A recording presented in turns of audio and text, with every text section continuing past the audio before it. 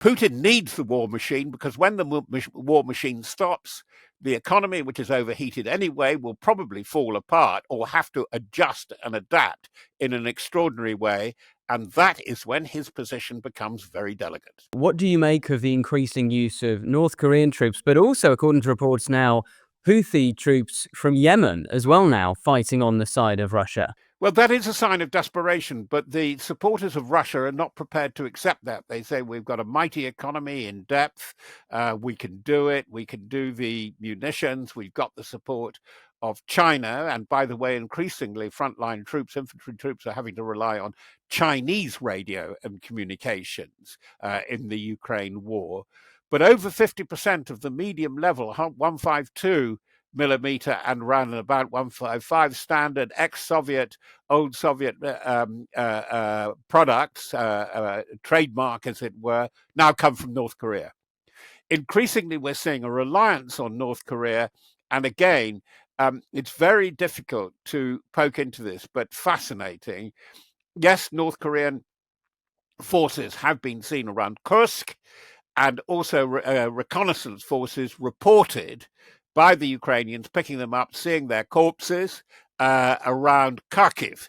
Now, why this is particularly fascinating is that official Russia is in denial about this. I was on a show with Sky Arabia, which is not exactly opposed to the Moscow line, and we had a Moscow professor pushing the Kremlin line, and he said, there are no North Korean troops in Russia at all. Show me a photograph, Mr. Fox. You don't have photographs of them, do you? They are not there. This is an extremely tender point because Russia could have the troops just about, and we'll talk about that in a second. But it is pretty clear that the 10,000, 11,000 North Koreans estimated to be in there and to be in training and coming forward to the battlefront in Kursk and Kharkiv is just the beginning. The British estimate, and the Brits have been pretty good on this, is that the offer, and there is a big trade going on between Moscow and Pyongyang at the moment, the offer is over 100,000.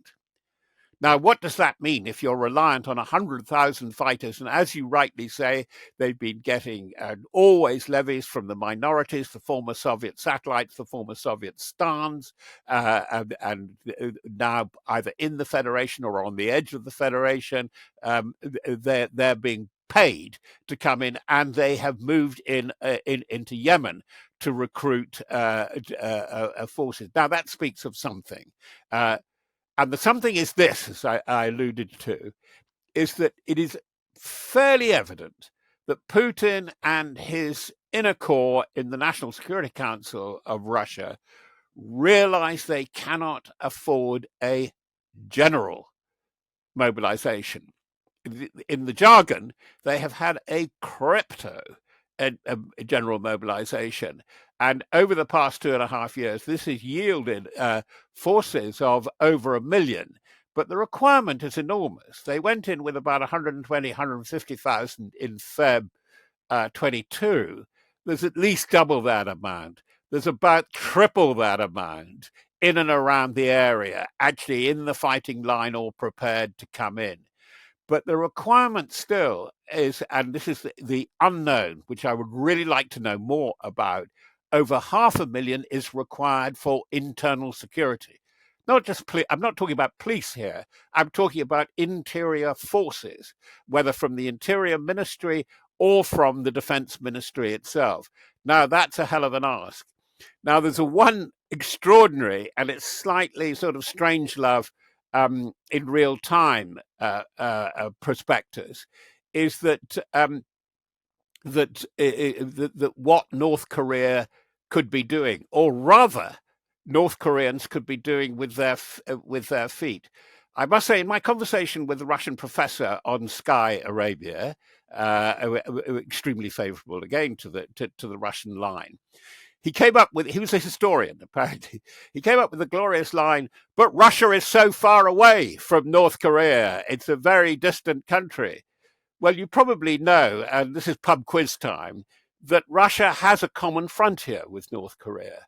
And there is the tri-point with between Russia, China, and North Korea.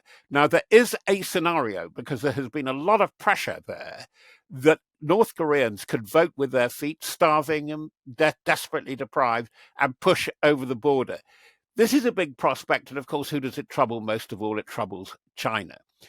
I just want to go on about North Korea more. We must be. Have you looked at the extraordinary oil deals that have been done?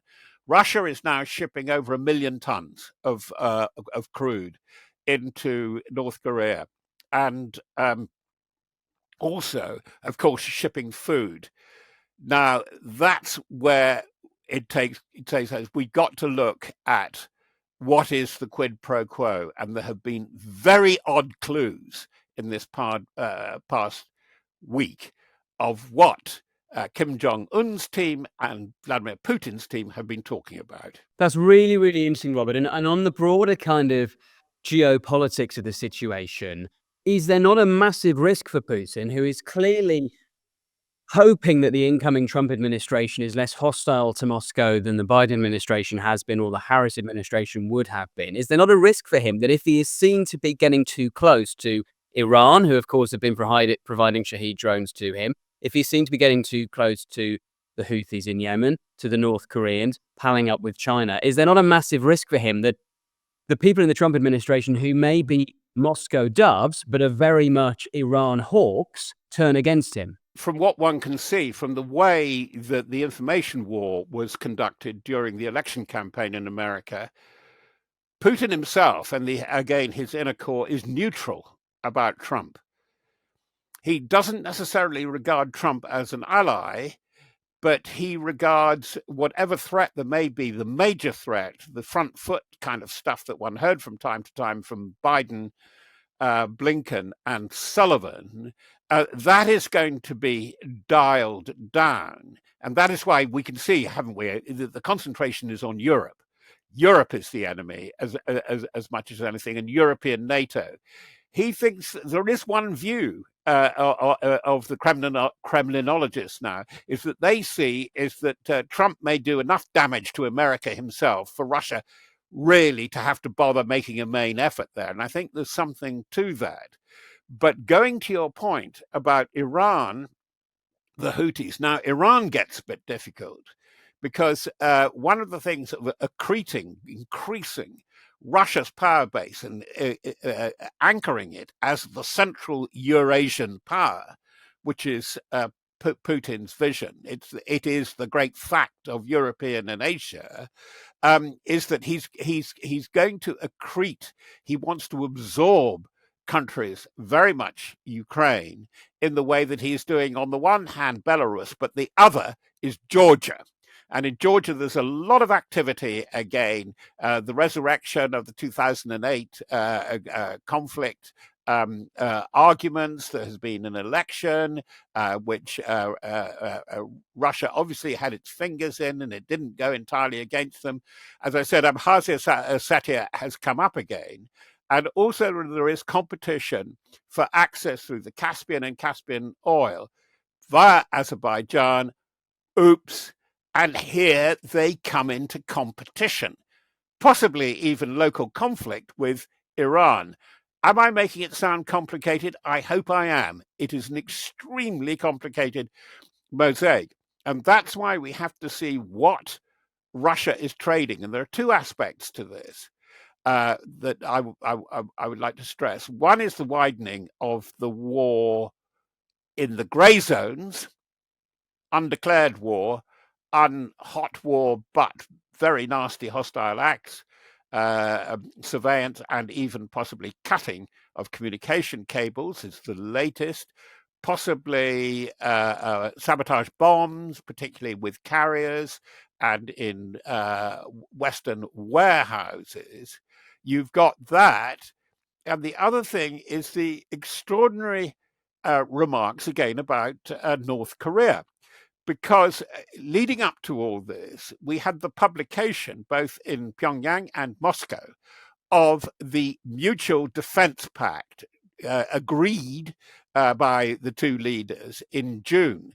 And you have to look very carefully. It is a mirror of NATO. They agree to mutual defense, that if one is attacked and invaded, and this is spelt out explicitly in the treaty, the other will come to its rescue. Now, let's move on a bit. I hope it's only a few days. We see the use of the Oreshnik missile, which seems to be a bit of escalation on the battlefield. Yes, it is a very effective weapon, and it's an intermediate, potentially nuclear weapon, which would have been banned in the INF Treaty, which was abandoned by Trump in 2019. What is important about the attack of the Oreshnik missile on Dnipro is that it showed its capability. It had an IMRV capability, a multi-reentrant warhead, 64 warheads on it. They were conventional. So it's a beast that can do quite a bit. The most important thing was the accompanying text, because within 36 hours, Putin goes on television to explain what this is about. This is a real challenge to air defenses. No Western air defense can defeat this. And he's doing it because it's aimed at the US and Britain for allowing ATACMS, deep strike weapons on the battlefield around Kursk, and Storm Shadow. It's interesting he didn't raise Scalp, because certainly the French Storm Shadow will also be released. And what he accused the West of, and this is where the text is ominous, he says, this is the response to the West plans to, US plans to produce and deploy intermediate and short-range missiles in Europe, yes, the shields and so on, and the Asia-Pacific region. And this is why there is such alarm in South Korea as to what is going on. Because with one bound, as it were, the frozen war of the Korean War of 1953 has become semi-Freddo. It's not quite a hot war yet, but it's like a semi-Freddo ice cream. You know, it's melting. It's getting there. And South Koreans, with some justification, are fearing Kim Jong-un, breaking out of his isolation and having a go. That is a really serious point. And also, earlier on in the speech, Putin made it absolutely clear that he was going on with the war in Ukraine because, after all, it was provoked with the West. Now, the bit that we really have to focus on is why this has become like a perpetuum mobile machine.